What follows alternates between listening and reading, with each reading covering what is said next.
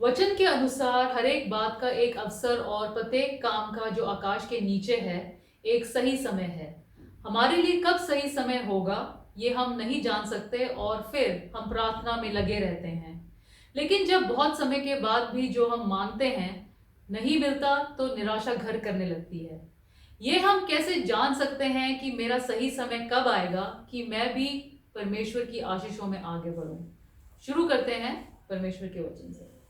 परमेश्वर का वचन हमने यशाया नबी की पुस्तक उसका 60वां अध्याय 60 और उसकी पहली आयत से लिया है।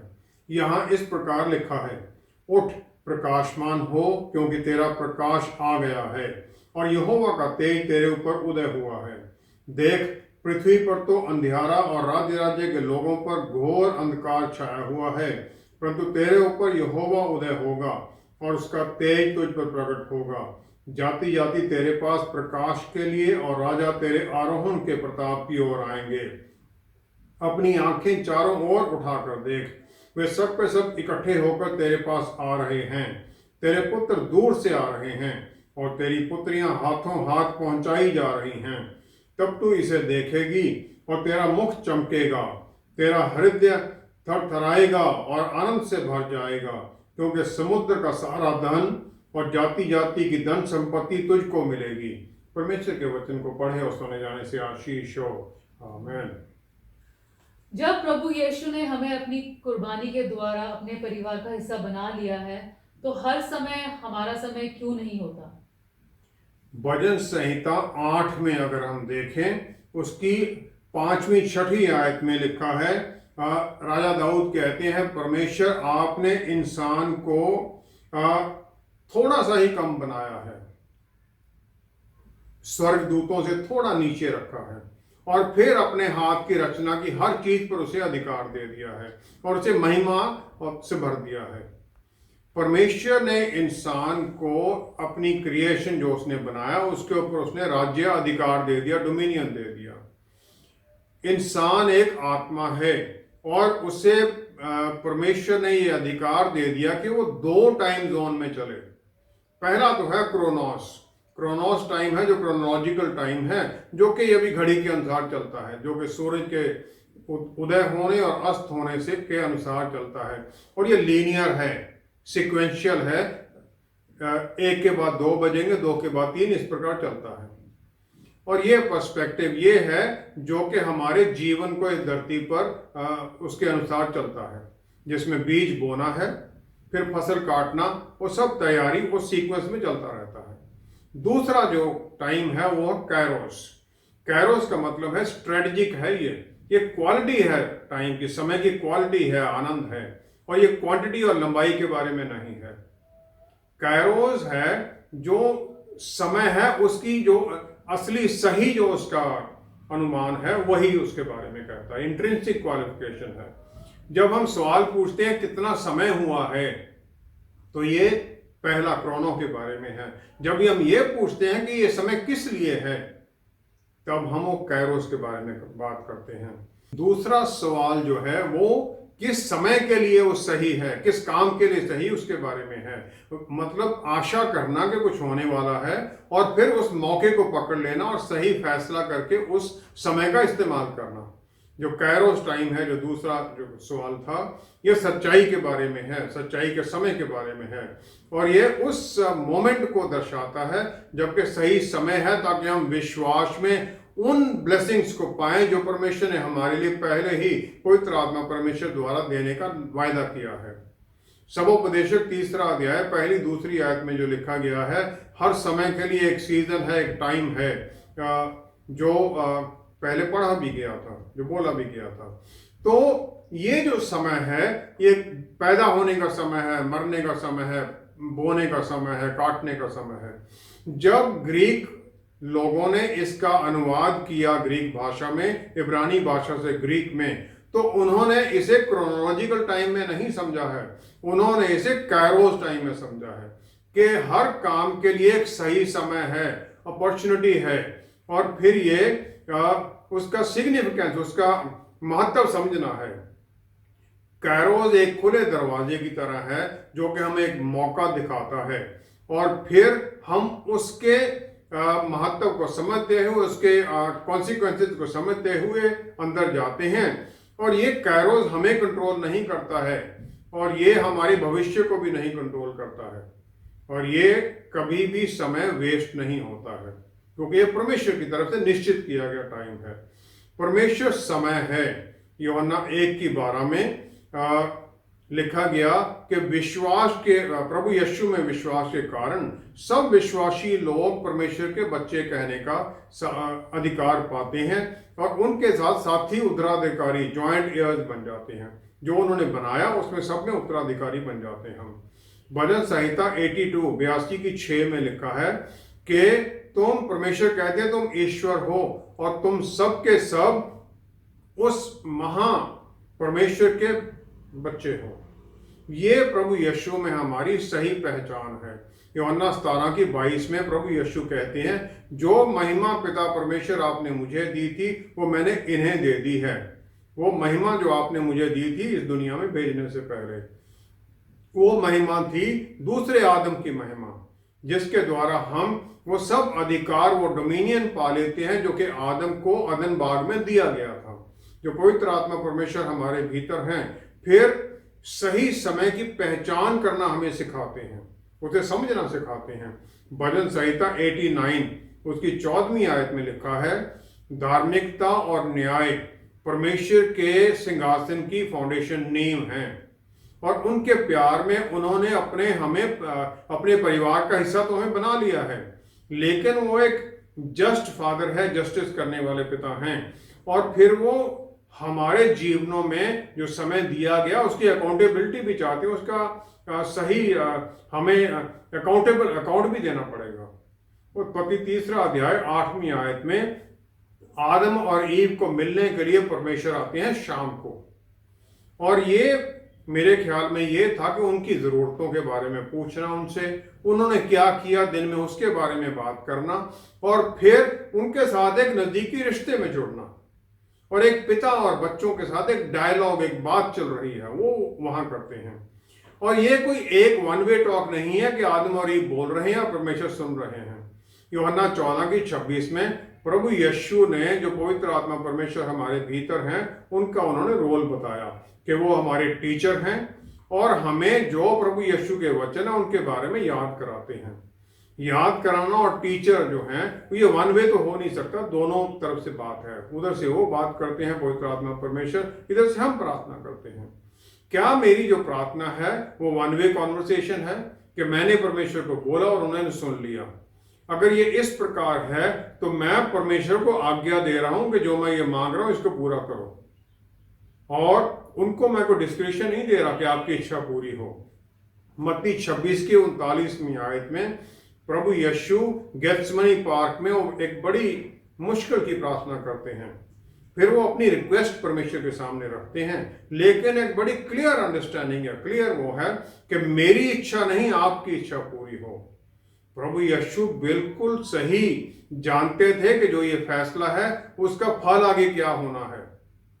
यशाया नबी की पुस्तक उसका 6वां अध्याय पहली 8 आयत में यशाया नबी परमेश्वर का सिंहासन देखते हैं मंदिर में, और फिर वो डर उनके मन में आ जाता है कि मैंने परमेश्वर को देख लिया, अब मैं मर जाऊंगा, क्योंकि उस समय वही विश्वास था।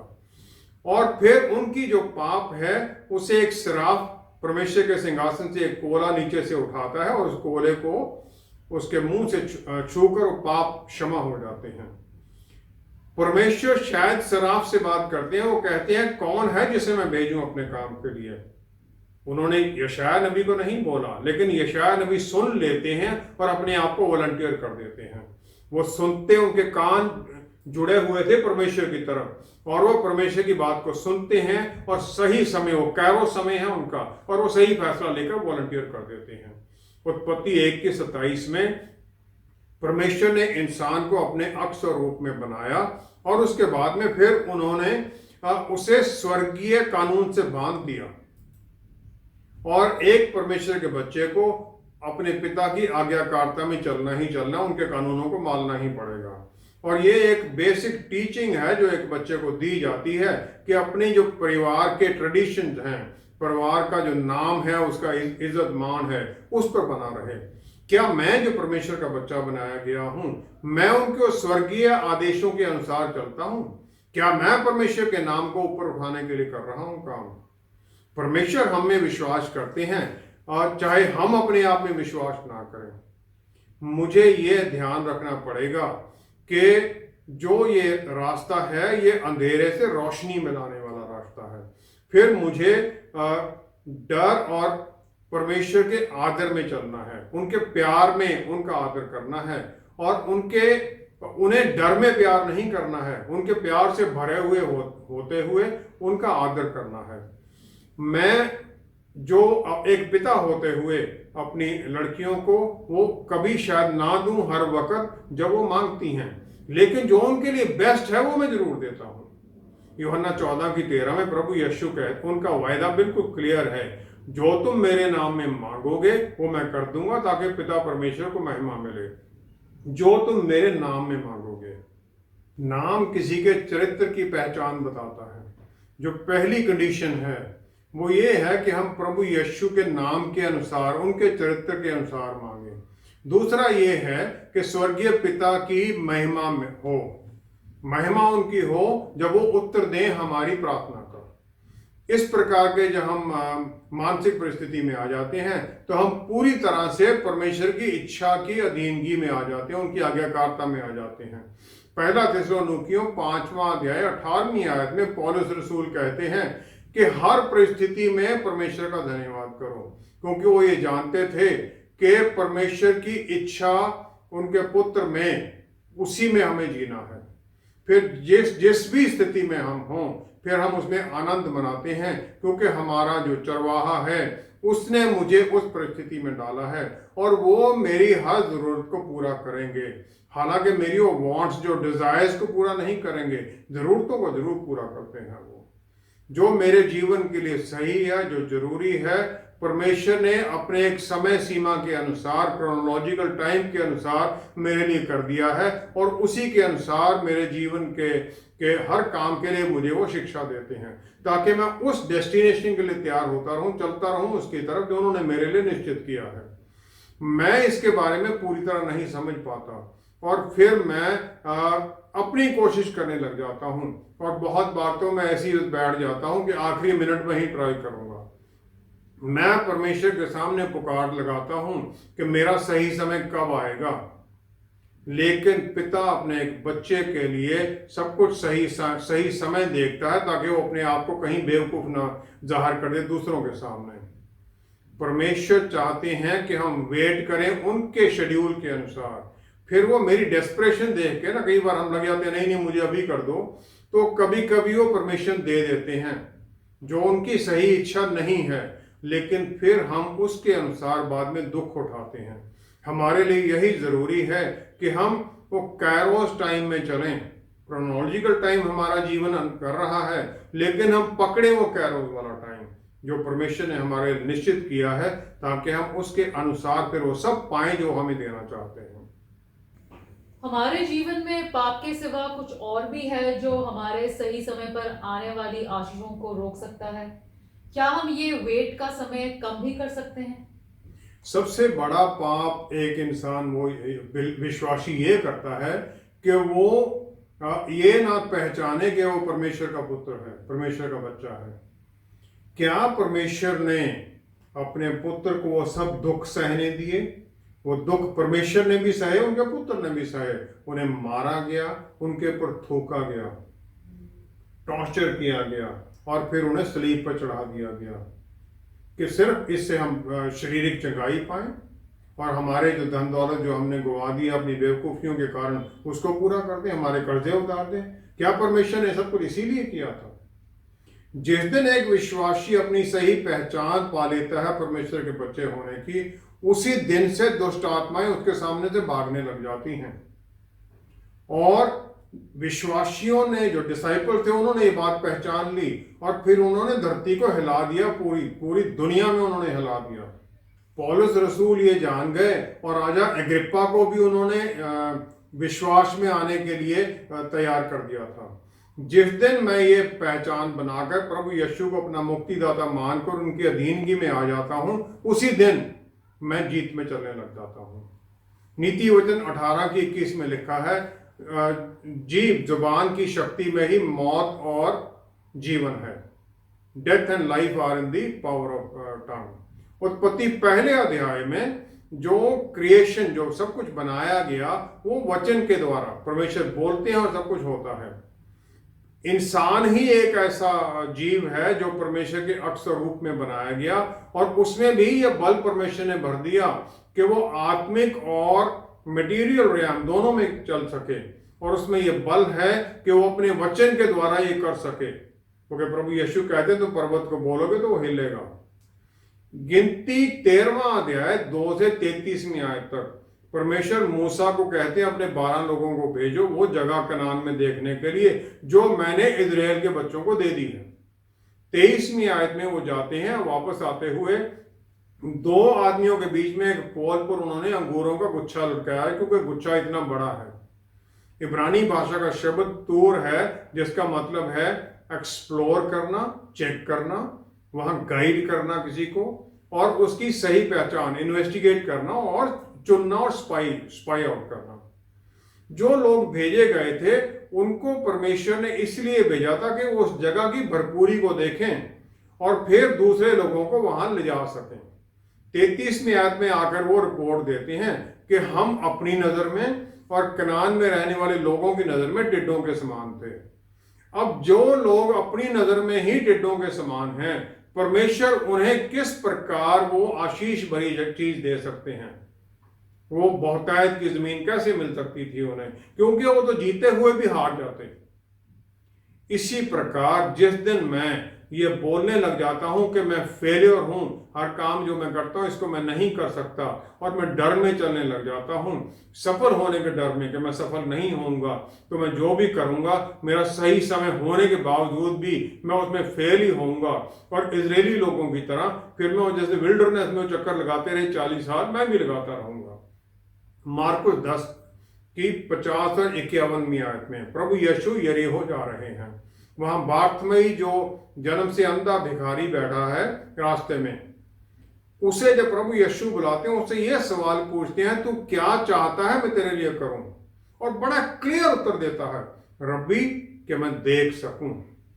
उसने वो कैरो टाइम विश्वास में बिताया, सोचते हुए कि किसी दिन जिस दिन मुझे प्रभु यीशु मिल गए तो मैं क्या करूंगा। जो ही बुलाया जाता है फिर वो भिखारी का जो वस्त्र है वो फेंक देता है, क्योंकि उसे पता है मेरा नया जीवन शुरू होने वाला है, और प्रभु यीशु से चंगाई पाकर उनके पीछे हो लेता है। He followed Jesus on the road, प्रभु यीशु के साथ चल देता है। मेरा सही समय आता है जब मैं परमेश्वर प्रभु यीशु के पीछे हो लेता हूं, उनके साथ चल देता हूं। यूहन्ना 5 की पहली 7 आयत में वो 38 साल से बीमार जो है वो बैठा है, वहां पूल के किनारे पर पड़ा है, 38 साल से बीमार है। उससे भी प्रभु यीशु एक सवाल पूछते हैं, क्या तू चंगा होना चाहता है? वो उसका उत्तर क्या है? वो असफल होने के कारण बताने लग जाता है कि मेरे साथ कोई है नहीं जो मुझे इस तालाब में उतार दे जब आके स्वर्गदूत पानी को हिलाता है। क्या मैं ये क्लियर हूं कि अगर अभी प्रभु यीशु मेरे सामने आए, मुझसे ये सवाल पूछ लें तो मैं क्या उनको बोलूंगा? क्या मैंने प्रार्थनाओं में जो मेरी बात रखी है वो क्लियर रखी है? मैं ये कह देता हूं मेरी शादी करवा दे, मुझे एक नौकरी दिलवा दे, मेरा जो लोन है ये इसको पेमेंट करा दे, या मुझे कुछ ऐसा पैसे दे दे। क्लियर मैं कुछ भी नहीं हूं। वे एक प्रेयर है, मैरिज पार्टनर हो, कैसा हो, कैसी उसकी नौकरी हो, किस प्रकार को, सब मुझे क्लियर होना चाहिए। प्रेयर में मैं रखूं उसको।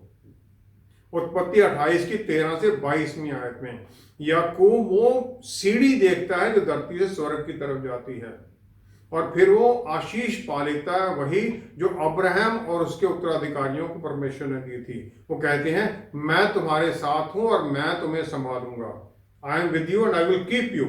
वो ये वायदा कर देते हैं जहां तू जाएगा वहां मैं तेरे साथ हूं और फिर तुम्हें इसी जमीन पर वापस लेके आऊंगा। 20 से 22वीं आयत में याकूब एक वायदा करता है कि प्रभु अगर आप मेरे साथ हैं तो मैं जो कुछ आप मुझे दोगे मैं उसका दशमांश दूंगा आपको।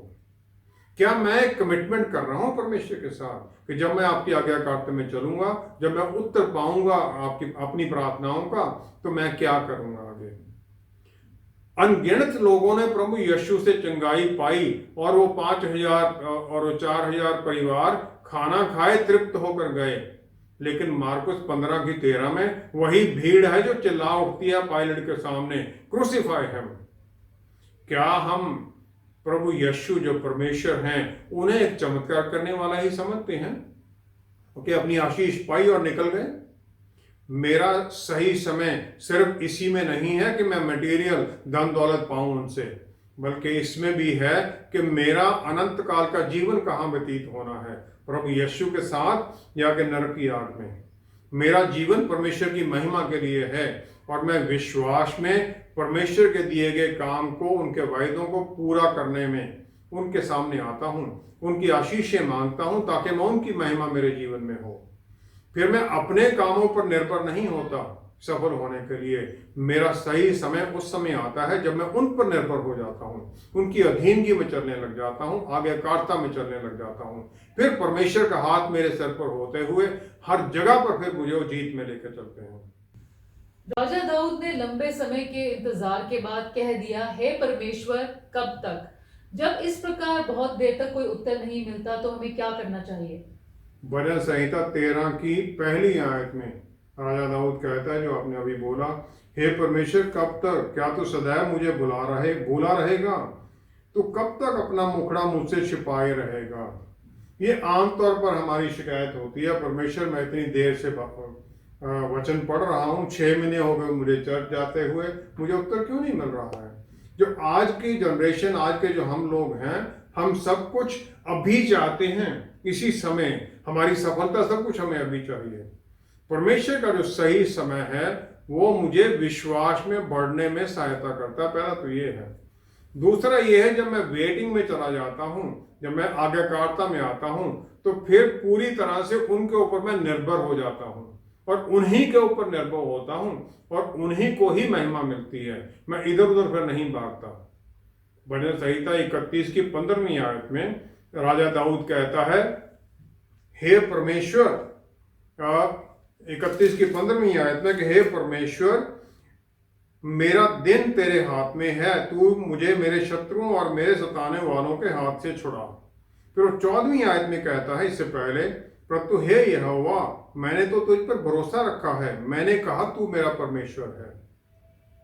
मेरा सवाल ये है कि मैं उनके ऊपर निर्भरता में चलता हूँ। जब मैं उन पर निर्भरता में चलता हूँ, ये मान लेता हूँ, तो फिर मेरा सही समय क्रोनो और कैरो टाइम दोनों हो जाते हैं। क्वांटिटी भी है, क्वालिटी भी है, आनंद भी है, लंबा जीवन भी है। मैं व्हेन, कब वाले सवाल पर फोकस ना करूं, बल्कि मैं ये कहूं, मैं परमेश्वर, जो अभी 14वीं आयत में हमने देखा, हे परमेश्वर, मैंने तो तुझ पर भरोसा रखा है, तू मेरा परमेश्वर है, यू आर माई गॉड। परमेश्वर ने इंसान को बनाया रेवलेशन नॉलेज के द्वारा, प्रकाशन के द्वारा जीने के लिए। प्रकाशन के द्वारा मतलब इंसान को जीना है, लेकिन हमने संसारिक नॉलेज प्राप्त कर ली उस फल के द्वारा और हम उसमें जीना चाहते हैं। और फिर हम हर पल भविष्य के बारे में जानना चाहते हैं। पहला शमूएल 28वां अध्याय 7वीं आयत में राजा सौल जब तकलीफ में होता है तो एक मीडियम के पास जाता है, एक औरत के पास, जो आत्मा बुलाकर भविष्य के बारे में बताना जानती है। इसके विपरीत पहला ही शमूएल 30वें अध्याय में 7वीं 8वीं आयत में राजा दाऊद का कैंप है जिकलाग में, जैसे अमालकी लूट कर ले जाते हैं, सब कुछ उसका ले जाते हैं। उसके जो साथी हैं दाऊद को पत्थर मारना चाहते हैं, लेकिन इस परिस्थिति में भी वो अब्याथार जो हाई प्रीस्ट है उसे बुलाता है, याजक को, ताकि परमेश्वर की इच्छा जान सके कि मैं उनके पीछे जाऊं या ना जाऊं। जब कोई उत्तर नहीं आ रहा होता तो हमें क्या करना है? पहला ये है कि हम धीरज में इंतजार करें। गलातियों 5 की 22वीं आयत में लिखा है, पेशेंस या धीरज ये आत्मा का फल है और परमेश्वर चाहते हैं कि हम इसके अनुसार अपने जीवन में जिएं। परमेश्वर कभी भी लेट नहीं होते हैं, लेकिन वो जल्दी भी कभी नहीं करते हैं, सही समय पर ही होता है। एक बीज बोआ जाता है और उसे जर्मिनेट होकर उसे पौधा बनने में या फल देने में समय लगता है। याकूब का पहला अध्याय 4वीं आयत में लिखा है, परमेश्वर चाहते हैं कि धीरज में तुम सिद्ध होते जाओ, अपने काम में सिद्ध होते जाओ, ताकि फिर तुम परफेक्ट बन जाओ, ताकि तुम्हें किसी चीज की कमी ना रहे। दूसरा है कि हम परमेश्वर के समय को मान लें। यूसुफ को उसके भाइयों ने स्लेव के तौर, दास के तौर पर बेच दिया और फिर उसे एक झूठे चार्ज पर जेल में डाल दिया गया। वो विश्वास में बना रहा और फाइनली उस विश्वास के अनुसार वो मिस्र का प्रधान बन गया, प्रधानमंत्री बन गया। दाऊद को शमूएल नबी ने तकरीबन 15 साल की उम्र में अनॉइंट किया राजा, लेकिन 15 साल वो घूमता रहा इधर उधर। 30 साल की उम्र में वो फाइनली राजा बना। तीसरा है, मुझे परमेश्वर के ऊपर ही निर्भर होना है। भजन संहिता 20 उसकी 24वीं आयत में लिखा है, 20 की 24 में कि एक इंसान के जो कदम हैं वो परमेश्वर के हाथों में हैं। फिर इंसान अपने रास्ते को कैसे पहचान सकता है? जब मैं अपने एफर्ट में मानने लग जाता हूं तो मैं परमेश्वर की सहायता से नकार देता हूं। यूहन्ना 15:5 में प्रभु यीशु ने यही सिखाया कि जब तक तुम मुझ में बने हुए हो तब तक ही तुम कुछ कर सकते हो, मेरे बिना तुम कुछ भी नहीं कर सकते। पहला पत्रस 5वां अध्याय 6वीं आयत में वो कहते हैं, मैं अपने आप को अधीनगी में लाऊं, परमेश्वर के उस बलवान हाथों के नीचे लाऊं, ताकि वो सही समय पर मुझे ऊपर उठा दें। वो सही समय ही मेरा राइट टाइम है जिसमें परमेश्वर मुझे उठाते हैं। मेरा जो प्रॉमिस लैंड है वो प्रभु यीशु है। उनको जानना, उनकी हजूरी में आनंद मनाना और अपना जीवन उनकी प्रेजेंस में, उनकी अधीनगी में चलना। फिर इसी आनंद में, इसी खुशी में ही तो मैं चलता हूं, उसी में मुझे सफलता मिलती है। जब मैं इस प्रकार चलता हूं तो प्रभु यीशु ये कहते हैं, जो मैं दाखलता हूं, जो मुझ में बना रहता है वो फल लाता है। फिर मैं उनसे बल पाता हूं और फिर उनके बल के अनुसार फिर मैं फल भी लाता हूं। उनके बिना मैं कर नहीं सकता। उनके बिना चलना है मुझे अपने अधीन कर लेना समय को। जहां मैं समय को अपने अधीन करने की कोशिश करता हूं मैं फिर नुकसान में जाता हूं, क्योंकि फिर मैं शैतान की अधीनगी में हो जाता हूं। शैतान मुझे अपनी निर्भरता में रखना चाहता है या उस पर निर्भर होना चाहता है। मैं परमेश्वर की अधीनगी में रहूं ताकि जो सही समय है उसके लिए मुझे वो ट्रेन कर रहे हैं, जो उन्होंने देना है, मैं उस ट्रेनिंग में चलता जाऊं ताकि उस समय फिर मैं जीत में खड़ा हो जाऊं। आइए हम प्रार्थना करें। पिता परमेश्वर, हम धन्यवाद करते हैं कि आपने सही समय पर अपने प्यारे बेटे को भेज दिया। उन्होंने हमें शैतान के चंगुल से छुड़ा लिया, पापों से छुड़ा लिया, उस अंधेरे से निकाल लिया। वो अंधेरा जो हमें हर तरह से नीचे ही ले जा रहा था, सफलता हमारी छीन रहा था, शैतान ने जो हमसे छीन रखा है वो पाने का हमारा सही समय आ गया है, क्योंकि प्रभु यीशु आपने हमें छुड़ा लिया है, स्वर्ग राज्य के अधिकारी बनाया है। पवित्र आत्मा परमेश्वर द्वारा हमें रास्ता दिखाइए ताकि हम उस जीत में बने रहें, प्रभु यीशु जो आपने सलीब में और जी उठने के द्वारा हमें दी है। प्यारे प्रभु, हम आप पर निर्भर करें, वचन की आज्ञाकारिता में चलें, आपकी आज्ञाकारिता में चलें। पिता परमेश्वर, हम सारा आदर आपको देते हैं, सब कुछ आपके प्यारे बेटे प्रभु यीशु के पवित्र नाम में मांगते हैं। आमीन, आमीन, आमीन। जब हमारा सही समय आता है तो परमेश्वर हमारे मन में इच्छा डाल देते हैं और उसके साथ ही सब बंधन अपने आप टूटने लगते हैं। फिर जो ओबीडियंस का बीज मेरे मन में बोया गया था फल लाता है और ये प्रोसेस बार बार होता रहता है। परमेश्वर पे विश्वास में जीवन है और ये भरपूरी का जीवन सही समय मेरे जीवन में ले आता है। हमारे साथ दोबारा जुड़ने के लिए आपका बहुत बहुत धन्यवाद। अगले हफ्ते आपसे फिर मुलाकात होगी। Stay blessed, stay safe, shalom.